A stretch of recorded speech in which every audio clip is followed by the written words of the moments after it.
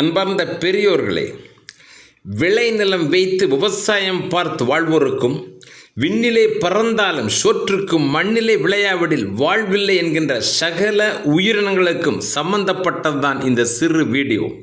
கொஞ்சம் கவனிக்க வேண்டுகிறோம். மேகதாது அணை, காவிரி நீர் பிரச்சனை, ஏதோ தஞ்சாவூர்காரனுடைய பொழப்பு, நமக்கு சம்பந்தம் இல்லைன்னு நினைத்தால் அது நமது கழுத்திற்கு நாமே சுருக்கு கயிறு போடுவதற்கு சமமாகும். இன்று அணை திறந்து நீர் நம் எல்லைக்குள் வந்துவிட்டது. ஆக பிரச்சனை தீர்ந்து விட்டது என்றா கருதுகிறீர்கள்?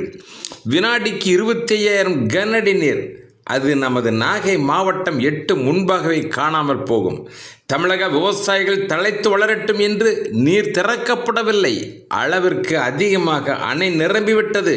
திறக்காவிடில் அணைக்கும் ஆபத்து, கர்நாடக மக்களின் உயிருக்கும் ஆபத்து என்பதால் தான் உபரி நீர் திறந்து விடப்பட்டுள்ளது.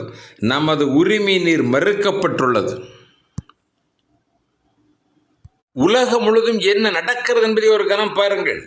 ஆப்பிரிக்காவினுடைய நைல் நதியை எகிப்து, சூடான், எதியோப்பியா நாடுகள் எல்லாம் ஒரு தாய் பிள்ளைகளைப் போல பகிர்ந்து கொள்கிறார்கள். கொலராடோ நதியை அமெரிக்காவும் மெக்சிகோ நாடுகளும் அன்பின் மிகுந்த நண்பர்களாக தேவைக்கேற்றாற் போல எடுத்துக் கொள்ளுகிறார்கள். டான்யூப் நதி ஐரோப்பா கண்டத்தில் ஜெர்மன், ஆஸ்திரியா, ஸ்லோவாக்கியா உட்பட 10 நாடுகள் வழியாக செல்வதும் நதிநீர் பகிர்வும் மிக மிக அமைதியாகவே நடந்து கொண்டிருக்கிறது. மேகதாது அணையை கட்டுவதை யாராலும் தடுக்க முடியாது. தமிழ்நாட்டினுடைய அனுமதி அவசியமில்லை என்கின்றார் கர்நாடக மாநில முதலமைச்சர்.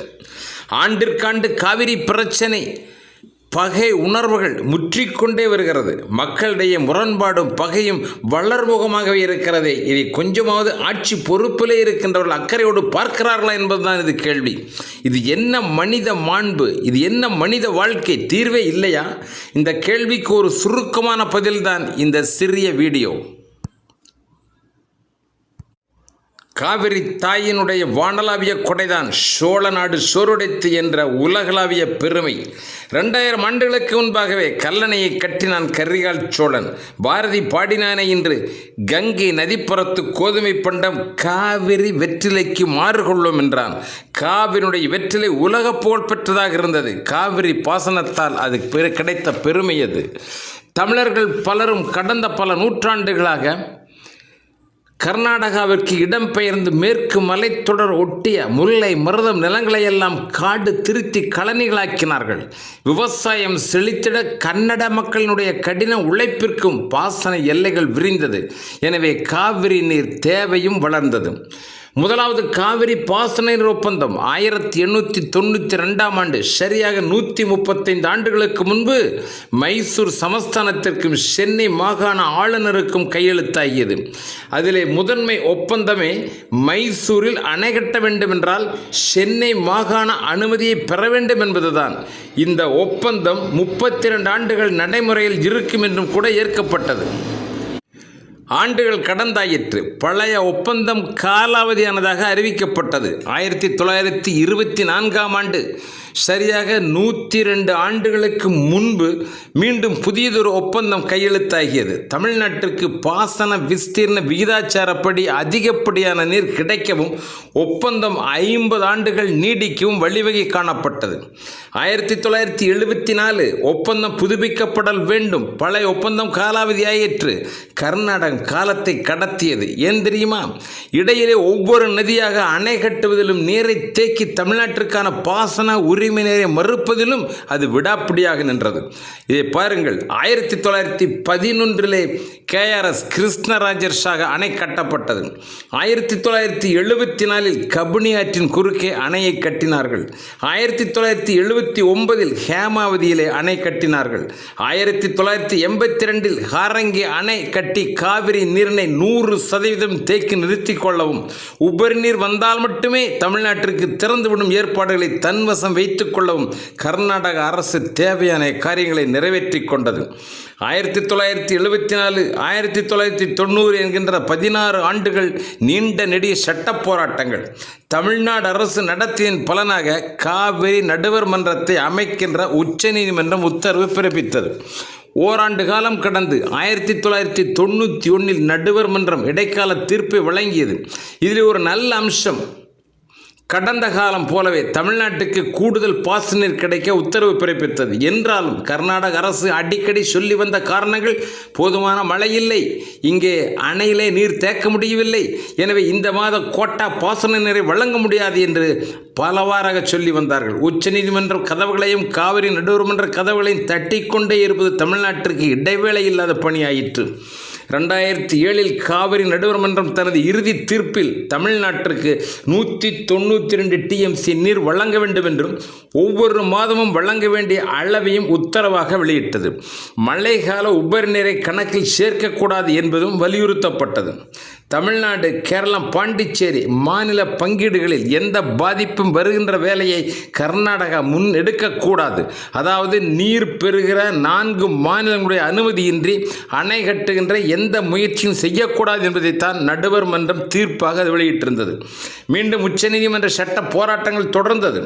2013 நடுவர் மன்ற தீர்ப்பு அரசு ஆணை இதழிலே சட்டமாக வெளியானது. பிரச்சனை இத்தோடு நிறைவேறும் என்றுதான் நினைத்தோம். இல்லை, மீண்டும் அவர்கள் சுப்ரீம் கோர்ட்டினுடைய கதவுகளை தட்டினார்கள். 2018 உச்சநீதிமன்ற தீர்ப்பு திருத்தி எழுதப்பட்டது. தமிழ்நாட்டினுடைய பங்கு 15 டிஎம்சி தண்ணீர் குறைக்கப்பட்டு இனி வரும் காலங்களில் 177 டிஎம்சி தண்ணீர் மட்டுமே நீர் வழங்கப்படும் என்ற தீர்ப்புரை எழுதியது. காவிரி மேலாண்மை ஆணையம் அமைக்கின்ற ஒரு முடிவையும் வெளியிட்டார்கள். படிப்படியாக தமிழ்நாட்டினுடைய உரிமைகளை பறிக்கப்படுவதும் நமது காவிரி டெல்டா பகுதியை பாலைவனமாக்கின்ற சதியும் கொஞ்சம் கொஞ்சமாக அரங்கேற துவங்கிவிட்டது. அதற்குத்தான் இப்பொழுது மேகதாது அணை என்ற புதிய திட்டம் முன்மொழியப்படுகிறது. மேகதாது அணை கட்டப்பட்டால் ஒரு சொட்டு தண்ணீரும் கூட தமிழ்நாட்டிற்குள் வராது என்பதுதான் யதார்த்தமான நிலைமை. இதன் அபாயத்தை தமிழக மக்களுக்கு புரிய வைக்க வேண்டியதும் தன் ஆயிரம் ஆண்டு கால உரிமைகள் பறிபோவதை எதிர்த்து போராடவும் வழிகாட்ட வேண்டிய அரசியல் கட்சிகள் ஓட்டு பெறுகிற குறுக்கு வழியில் தன் அரசியலை செயல்படுத்த முனைவது பரிதாபகரமானது. கர்நாடகா மேல் மலைப்பகுதி குடகிலே புறப்படுகிற காவிரி பூம்புகார் வங்கக்கடல் வந்து சேர 500 மைல்கள் பயணம் செய்கின்றது. கர்நாடகா மாநிலத்திற்குள்ளாக 200 மைல்களும் தமிழ்நாட்டில் 260 மைல்களும் காவிரி பாய்ந்து வருகிறது. தமிழ்நாட்டில் 22 லட்சம் ஏக்கர் பாசனம் இதை நம்பியே இருக்கிறது. 20 மாவட்டங்களுடைய குடிநீர் தேவையும் காவிரி தான் வழங்கி வருகிறது. மேகதாது அணை கட்டப்படுமையானால் காவிரியின் ஒரு சொட்டு தண்ணீர் கூட தமிழ்நாட்டிற்கு வராது என்பது வார்த்தை அல்ல, யதார்த்தமான உண்மை. இங்கே பேசுகின்ற செய்தியை கொஞ்சம் ஆழமாக சிந்திக்க வேண்டுகிறோம். குடகு மலையிலே காவிரி புறப்படுகிறது. அடுத்து வருகிற இணைப்பு நதிகளை எல்லாம் எவ்வாறு அணை கட்டி கட்டுப்படுத்துகிறார்கள் என்பதை கொஞ்சம் கவனிக்க வேண்டும். காவிரியின் இடதுபுறத்தில் உற்பத்தியாகின்ற ஹேரங்கி, ஹேமாவதி நதிகளில் ஏற்கனவே அணைகள் கட்டப்பட்டு விட்டது, நீர் தடுக்கப்பட்டு விட்டது. வலதுபுறம் பாய்ந்து வருகிற கபினியிலும் அணை கட்டுப்பட்டு விட்டது. வலது பக்கம் வருகிற லட்சுமண தீர்த்தம், சொர்ண நதி ஆகிய இந்த 2 பெரிய நதிகளும் கிருஷ்ணராஜசாகர் அணைக்கு அவைகள் திருப்பி அனுப்பப்பட்டு விட்டது. ஓரளவு பெரிய நதிகளை எல்லாம் அணை போட்டு தடுத்தாயிற்று. கபினி, கிருஷ்ணராஜசாகர் இந்த 2 அணைகள் நிரம்பிய பிறகு வழிகின்ற உபரி நீரை ஐயோ பாவம் என்று தமிழ்நாட்டிற்கு திறந்து விடுவார்கள். இந்த காவிரி நீரோடு இன்று வரை அவர்கள் அணை கட்டி தடுக்காத நதி ஒன்று இருக்கிறது, ஆர்காவதி நதி.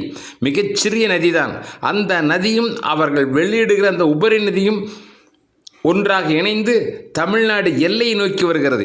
இந்த நீருக்கும் ஒரு கடிவாளம் போடத்தான் கர்நாடகா இப்பொழுது துடிக்கிறது. தமிழ்நாடு எல்லையிலே இருந்து ஒரு 15 கிலோமீட்டர் முன்பாக சுமார் 3.5 கிலோமீட்டர் உயரத்தில் குறுகிய ஒரு பாறை இடுக்கின் வழியாக காவிரி ஆறு பாய்ந்து வருகிறது. அந்த இடம்தான் மேகதாது. இங்கேதான் அணை கட்ட துடிக்கிறது கர்நாடகம். பெரு வெள்ளம் ஏற்பட்டு அணைகள் உடைந்து விடாமல் காக்கவும், வெளியேறுகிற உபரி நீர் தன்னுடைய மாநிலத்திற்குள்ளேயே கட்டுப்படுத்தி தமிழ்நாட்டை பாலைவனமாக்கவும் 10,000 கோடி ரூபாய் செலவில் திட்டமிடப்பட்டிருக்கின்ற அணைதான் மேகதாது அணை. பெங்களூர் குடிநீர் தேவை இருக்கிறது, பெருகி வருகிற தொழிற்சாலைகளுக்கு தண்ணீர் தேவை இருக்கிறது, நகரமகால் அதிகமாகிக் கொண்டே இருக்கிறது என்றெல்லாம் காரணம் கூறி தமிழக பாசன நீர் உரிமையை பறிக்க பார்க்கிறார்கள்.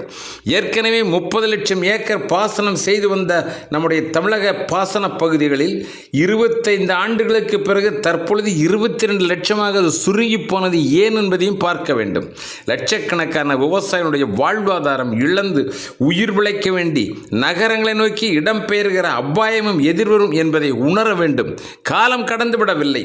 தமிழ்நாடு, கேரளம், பாண்டிச்சேரி அனைத்து அரசியல் இயக்கங்களும் இப்பொழுது விழித்துக் கொள்வார்களேயானால் மேகதாது திட்டத்தை தடுத்து நிறுத்த முடியும். நம்முடைய மாநிலத்தின் பாசன உரிமையை பாதுகாக்க முடியும். விவசாயிகளுடைய வாழ்க்கை பாதிக்காமல் அவர்களை பாதுகாப்பது சுலபம். எனவே அதற்கேற்றற்போல அரசியல் இயக்கங்கள் முயற்சிகளை முன்னெடுக்க வேண்டும் என அன்போடு வேண்டுகிறோம். நன்றி, வணக்கம்.